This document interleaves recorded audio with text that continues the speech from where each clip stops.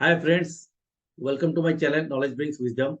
आज इस वीडियो में हम जानेंगे कि म्यूचुअल फंड हमें कैसे सिलेक्ट करना चाहिए और स्टॉक हमें कैसे पिक करना चाहिए।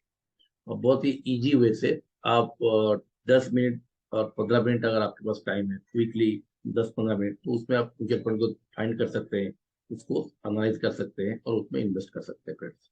तो ईटी मनी में जाना है। eTmoney.com में जाने के बाद आपको mutual fund explore mutual fund में क्लिक करना है फ्रेंड्स। इसमें अगर आप एक्सप्लोर करेंगे म्यूचुअल फंड्स को तो इसमें बहुत सारे टाइप्स है। जैसे लार्ज कैप जो कि टॉप 100 स्टॉक्स में इन्वेस्ट करता है, और मिड कैप जो है उसके बाद नेक्स्ट 150 स्टॉक्स में इन्वेस्ट करता है, तो टोटल ओवर 250 स्टॉक्स। उस टॉप 250 स्टॉक्स के बाद आउटसाइड टॉप 250 का जो नेक्स्ट स्टॉक होता है वो स्मॉल कैप होता है। तो स्मॉल कैप, मिड कैप और लार्ज कैप तीन टाइप का स्टॉक्स होता है म्यूचुअल फंड में इन्वेस्ट होता है। और आप उसमें मिक्स भी रहता है लार्ज एंड मिड कैप। और मिड लार्जर मिड कैप पे इंडेक्स फंड जो निफ्टी इंडेक्स है, इंडेक्स फंड भी होता है। और मल्टी कैप जिसमें कि लार्ज, मिड और स्मॉल कैप का मिक्सचर होता है। और मल्टी कैप और फ्लेक्सी कैप में थोड़ा सा स्मॉल डिफरेंस है, बट दोनों में ही मल्टीपल, जैसे लार्ज मिड और स्मॉल कैप में इन्वेस्टेड रहता है। फोकस फंड में कुछ स्पेसिफिक स्पेसिफिक फंड में फोकस करके इन्वेस्टेड किया जाता है। जैसे अप्रोक्स 30 स्टॉक्स में ही स्पेसिफिकली इन्वेस्ट किया जाता है। और वैल्यू ओरिएंटेड जो म्यूचुअल फंड है उसमें जो लॉन्ग टाइम सस्टेनेबल, जिसमें ज्यादा वैल्यू है, उस हिसाब से इन्वेस्ट किया जाता है। उसमें सिर्फ रिटर्न को नहीं देखा जाता है, उसका वैल्यू क्या है, उसका फ्यूचर में क्या वैल्यू होने वाला है, उस हिसाब से ओरिएंटेड में इन्वेस्ट किया जाता है। तो नॉर्मली इन्वेस्टमेंट लोग लार्ज मिड और स्मॉल कैप में करते हैं और लार्ज कैप में इंडेक्स में करते हैं। तो अगर आपको लार्ज कैप में इन्वेस्ट करना है तो आपको लार्ज कैप इंडेक्स में भी आप चालू कर सकते हैं। लार्ज कैप इंडेक्स में फायदा ये है कि लार्ज कैप इंडेक्स सिर्फ डायरेक्ट इंडेक्स को ट्रैक करता है, उसमें कोई स्पेसिफिक फंड मैनेजर का एक्शन नहीं है। तो just they follow Nifty index, ताकि निफ्टी इंडेक्स जो फ्यूचर में रहता है, लास्ट लास्ट 20 ईयर से 15% कंटिन्यू रिटर्न देता जा रहा है। तो उसी हिसाब से आपको रिटर्न मिलता रहता है। तो अगर आपको इन्वेस्ट करना है तो आप लार्ज कैप इंडेक्स फंड, अगर आपको इन्वेस्ट करना है तो लार्ज कैप इंडेक्स में जाना है। तो लार्ज कैप इंडेक्स में आपको रेटिंग के हिसाब से मिल जाएगा। जैसे 3% सिस्टर फुटर, अलग अलग रेटिंग का फंड दिया हुआ है, तो उसमें आप चूज कर सकते हैं। जैसे निप्पन है, आईसीआईसीआई है, एचडीएफसी है। एचडीएफसी का सेंसेक्स को रिप्रेजेंट कर रहा है एचडीएफसी, टाटा और आईडीएफसी और यूटीआई। इसमें से एक आप चूज कर सकते हैं अगर आपको लार्ज कैप में इन्वेस्ट करना है। तो मिड कैप में भी आप डिफरेंट टाइप ऑफ फंड आपके पास है अवेलेबल, तो उस पर आप चूज कर सकते हैं। जैसे 5 स्टार में अभी चल रहा है quant mid cap, PGI mid cap, Motilal Oswal mid cap. कोई भी एक 5 स्टार रेटिंग म्यूचुअल फंड आप चूज कर सकते हैं।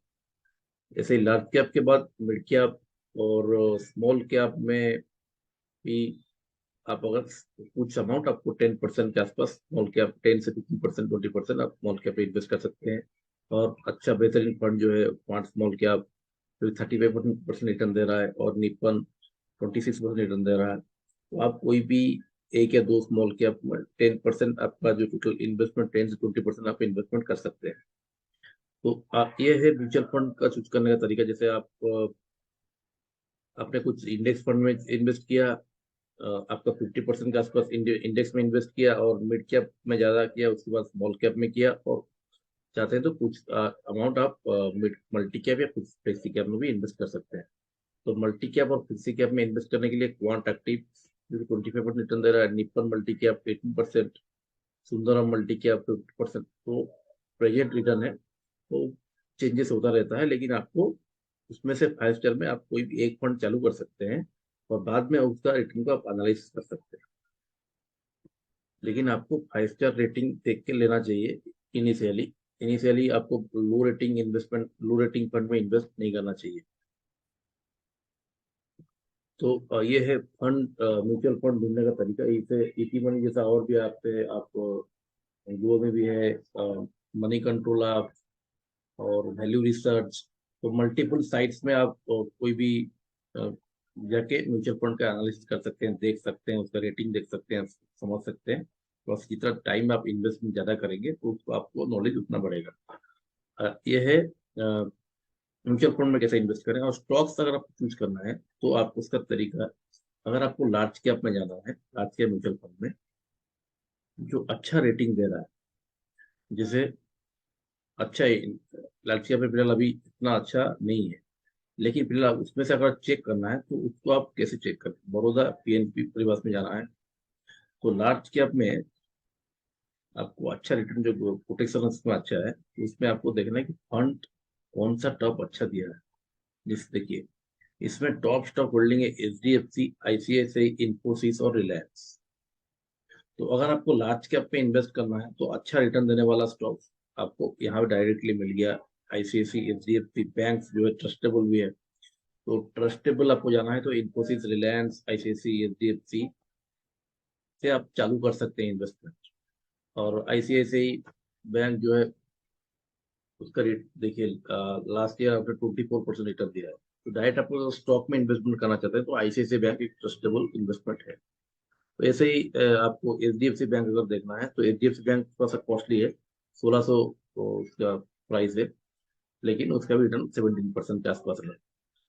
तो लार्ज कैप में अगर स्टॉक में आपको इन्वेस्ट करना है तो आप ऐसे डायरेक्टली म्यूचुअल फंड में देख के इन्वेस्ट कर सकते हैं। तो डायरेक्टली आप अगर स्टॉक ढूंढने जाओगे तो आपको ढूंढना थोड़ा मुश्किल होगा। लेकिन आपको अगर बेस्ट स्टॉक ढूंढना है तो बेस्ट म्यूचुअल फंड में आप जाके, जैसे कोटक ब्लू चिप, तो कोटक ब्लू चिप में कौन अच्छा रिटर्न देने वाला, टॉप होल्डिंग वाला कौन आपको ज्यादा रिटर्न दे रहा है सबसे अच्छा, अ, उसमें से देखिए, उसमें भी आईसीआईसी बैंक है, एचडीएफसी बैंक है, रिलायंस है और रिलायंस है, इन्फोसिस। तो फाइनेंस स्कीम में आईसीआईसी और एचडीएफसी बहुत अच्छा कंट्रीब्यूट कर रहा है। और रिलायंस जो है मैन्युफैक्चरिंग में, ऑटोमोबाइल्स में कंट्रीब्यूट कर रहा है। और इन्फोसिस आपको आईटी में कंट्रीब्यूट कर रहा है। तो आपको इसी से में कोई भी एक चूज करके आप लार्ज कैप का कोई भी दो फंड, दो स्टॉक चूज कर सकते हैं।